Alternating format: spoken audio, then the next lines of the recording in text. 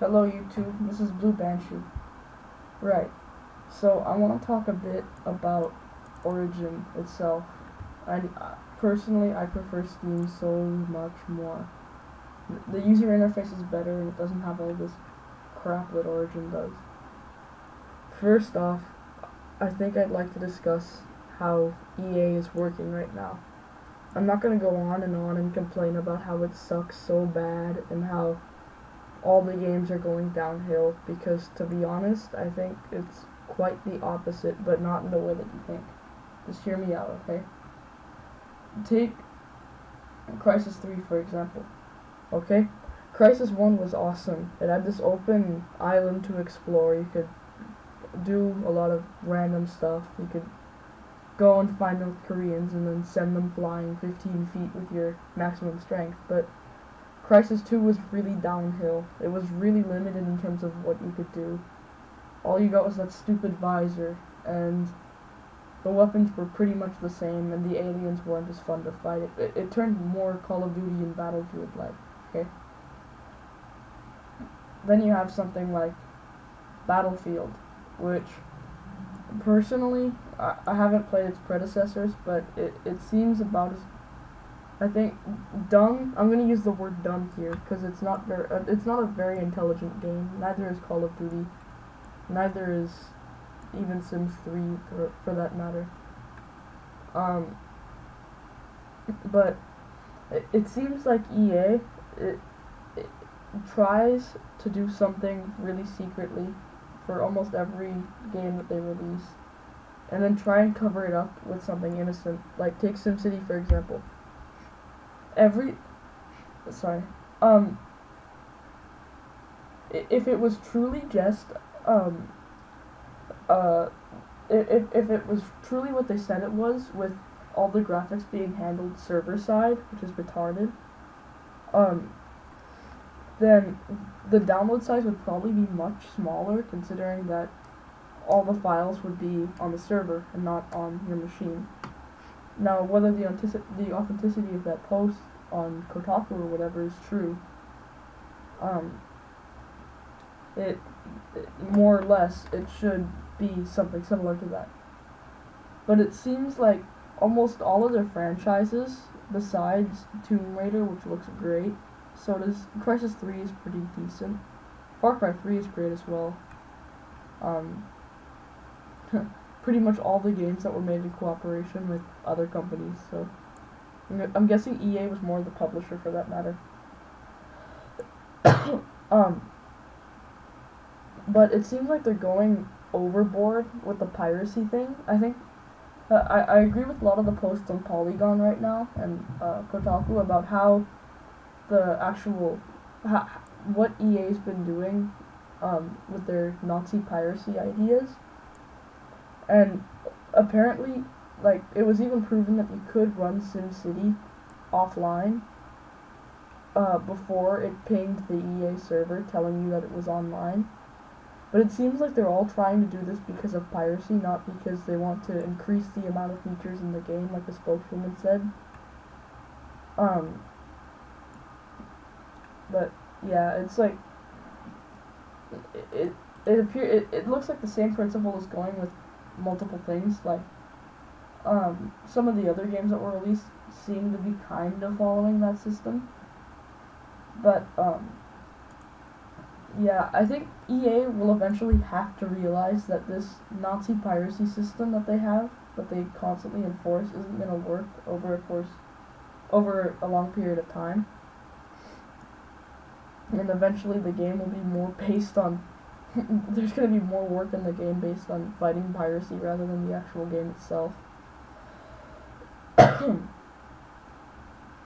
But yeah, it seems that that EA itself has issues that that it's sort of ignorant about. And actually, no, I think ignorant is the wrong choice of words, because they do realize what's going on. They do know that their fan base is possibly shrinking until they release the next Battlefield 4, which then everyone's going to buy the next Battlefield 4. Probably the same thing with the next SimCity. Probably the next thing with the next Crysis. maybe even the next Aliens game for that matter, which is apparently crap, but I have to play it for myself, to be honest, to figure how bad it is. But, yeah. Anyway, let's talk Battlefield 3 and how it affects other people in other countries, okay? So, I'm under VPN, right?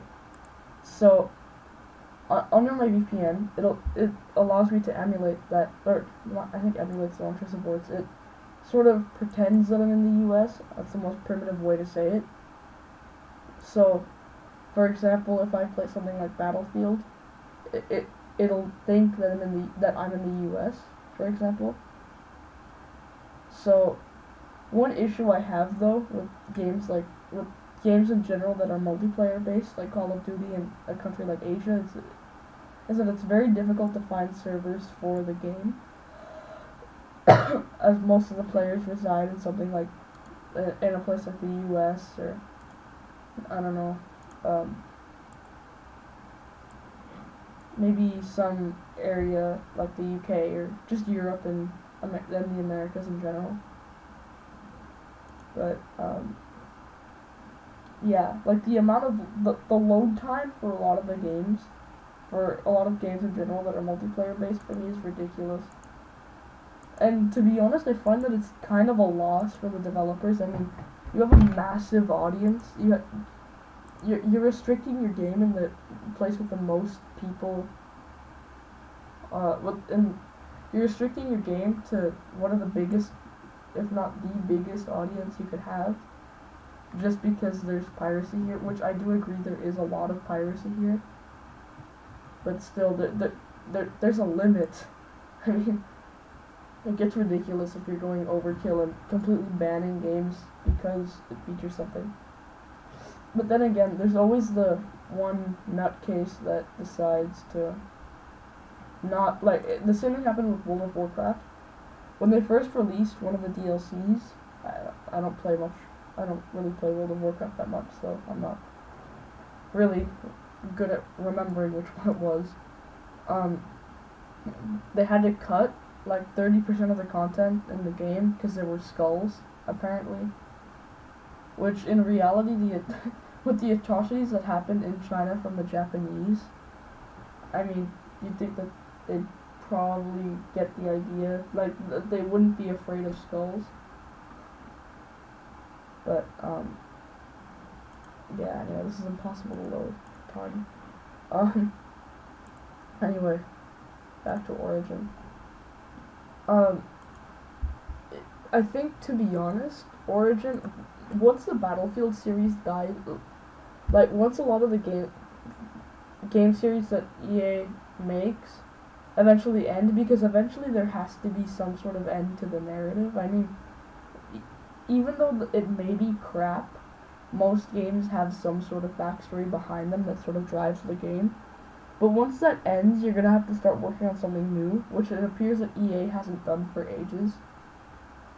I mean, another Crysis game, another Sims game. You get the idea, right? It's rinse and repeat. But yeah, so I personally believe that Steam works much better in the sense that it's less crap, but as well as the fact that it's more, like, it has a much better, even though some people absolutely hate the game, the user base is pretty large, well, very large. The admins that work, like, the developers on Steam, not for Valve, like, well, yes, for Valve, but not for, like, Half-Life or Left 4 Dead or whatever, seem to actually do put it seems that they actually do put attention into what they do. I mean, the new big picture thing is actually quite big if you consider it. Steam on Linux is huge. I'm surprised that they went that far with it. For all the people playing Train Simulator on a command line. But yeah, you get the idea. It just seems to work much better and be more user friendly than Origin, which is actually no. I think Origin is much more basic. I think it's like the dumbed down version of Steam in my opinion. But it just doesn't work. Because it comes down to the same thing that a bunch of people in Polygon talk about. Eventually, you get like 50 different accounts for different games. I mean, so, like, you're gonna get an Origin. If you truly play games on PC, you're probably gonna end up with an Origin account, a Dezuda account, a Steam account, and a bunch of other random crap like Calypso accounts and what are other companies? Oh yeah, Crytek accounts or whatever. But yeah, I mean, eventually there's. Personally, I think the monopoly that Steam has in this sort of industry is quite good in a sense that, I mean, it's not really hurting anybody. The giants like EA aren't, like, yeah, they're not generating as much profit as they probably would, but they're not dead. They're not like THQ, which unfortunately died, which is very sad. They made really awesome games. Huh. Anyway, besides the whole morning thing, it seems like they did a pretty good job with a lot of their games, and there were, I don't know, I didn't find that there were too many account things for THQ games, but one issue I have also is that it seems like a bunch of other companies are copying what Steam is doing and trying to create their own monopoly, which they are in the sense that they're, like for Far Cry 3, for example, you have to create that retarded Ubisoft Play account, Uplay account, and it just gets ridiculous after a while, because, I mean, you're only using this account for one game. It just gets pointless, to be honest. I mean, yeah, there's a limit to what, to what you can do with accounts and things. It's just really, it becomes more of an annoyance than a joy. Like, when you first create your Steam account, it's kind of fun, but after a while, like, once you have 4 accounts on different things, you kind of feel like those really annoying people that have like 5 social networking accounts, like Skype. Well, I don't know, people who must work, like truly work in business and stuff, must have like a LinkedIn, a Skype, a Twitter. I don't know, for those that go on Twitter. Most likely something like Imgur and everything. The whole account thing, I think, eventually will be replaced by something else. I don't know. It seems to work by itself, I don't think. I mean, if it isn't broken, you don't need to fix it. But yeah, I think eventually something's gonna have to come around and fix that, because there has to be some sort of next tier to that. Anyway, when will the big change happen? Thanks for watching. Subscribe. Goodbye.